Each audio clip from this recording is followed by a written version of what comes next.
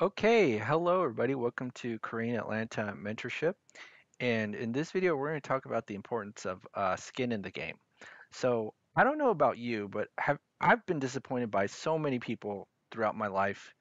People that I depended on, people who simply didn't do their job, people who disappointed me.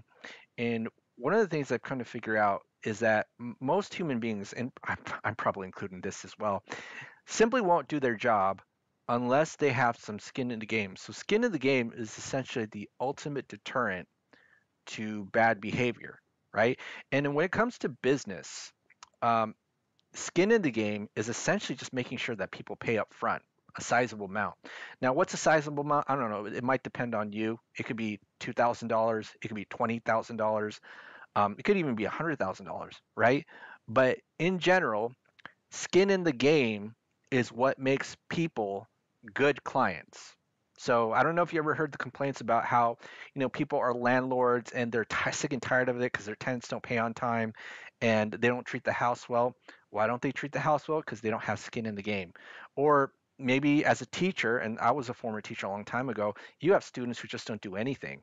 And I'm just speaking from personal experience because a long time ago I used to be a teacher. I did it for 6 months, and thank goodness I did not have a graduate degree, right? I did not have a graduate degree, did not have six-figure student loan debt, and I quit after 6 months. And one of the things that happened when I was a teacher is that the students didn't do anything. And there was a culture of just blaming the teachers. And so what I did is that I started emailing answers to the tests to the kids, right? I just emailed all the answers. And then when it come to like one-on-one parent conferences, the parents realized, oh my goodness, you gave all the answers to the tests, and the students still did nothing. And I gave them all the explanations, all the questions, everything. I didn't see anything, and they still all failed. And so I just thought I was like in some sort of weird, I don't know if it was like a joke or it just didn't feel real, but that was the environment I was in. And why are the kids like that?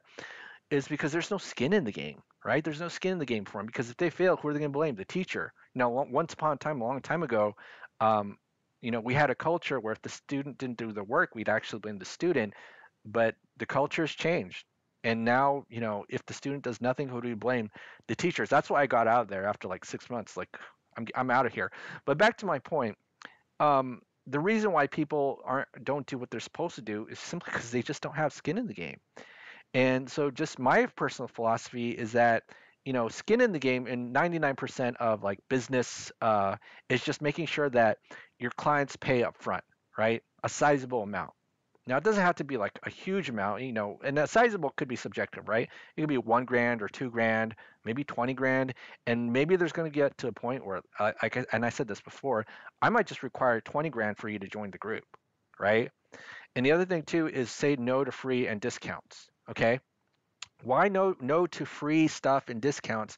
It's because, and remember this phrase, people who don't pay, they don't pay attention. It's not a coincidence that when I was broke, right? When I paid a sizable amount of money, so let's say I paid $2,000 for a real estate education program, I paid attention as much as possible. And I knew everything about velocity banking there, and I learned about how to, do real estate deals, and I was only making 20 grand a year. Another a significant purchase that I made was juicers, right? And so I spent $400 on a juicer, and because it was so much money to me back at the time, I was juicing fruits, vegetables every single day and making carrot and green juice, and I was so excited about it. Now, why is it that other people didn't do it, right? Because I try to get other people to do it too.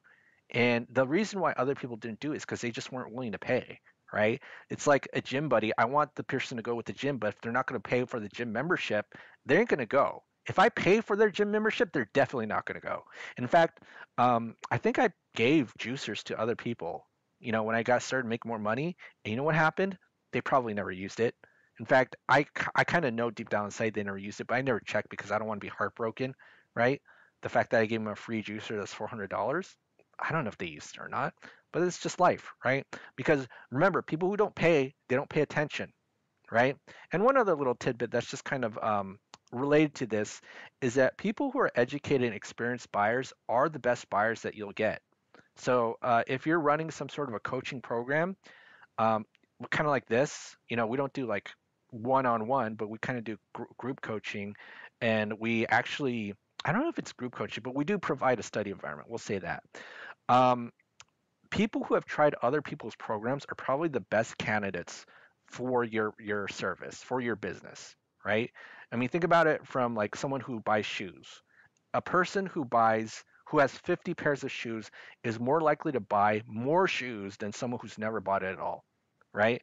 And the reason I talk about this is kind of related to my tenant who has skin in the game and is an educated, experienced buyer. So if I scroll down here, right, I'm going to show you this, my first rental check. And this is for 14 grand. Can you see that? 14 grand. And I'm a relatively new landlord. So this is for 2023. Okay. And why is it that this tenant has paid on time, been so good, and kept the house clean? Is because she's willing to put skin in the game, right? And she's an educated, experienced buyer because educated, experienced buyers know what's in the marketplace. They're not delusional, right? And she even told me when she rented my house or she was looking for a rental house, I'm willing to pay everything up front because I'm looking for a rental house for 1 year, right? Rental house for 1 year and everything's been crap. And I was just like, whoa, like, the marketplace for rentals must really suck right now. And she says, I'm going to willing to pay you for 1 year. That's how serious she was because she wanted to put skin in the game. Therefore, I knew she was going to be really good. Not a coincidence that all the things that I'm talking about her paying on time, keeping the house clean, and be a good tenant, absolutely no drama, is happening because she's willing to put skin in the game. And I'm going to repeat skin in the game like 100 times in this video, right? And that's what you need to do. So, whatever process and procedure that you have in the way that you operate your business, if you're getting clients, you just have to make sure there's a component of skin in the game. And you have to filter out the clients or the prospects who don't want to put anything. So, you know what I'm talking about, the people who are trying to extract everything out of you and then give nothing in return. You got to make sure that you never deal with those people, right? But that's just the importance of skin in the game. And then, my next rental check was about 12 grand, and I'm gonna get another 12 grand rental check in I think about 2 months or so. So life's gonna be pretty sweet. And why haven't I had the same frustrations as many other landlords? Because I only look for renters who want skin in the game, and we actually have classes on that, believe it or not.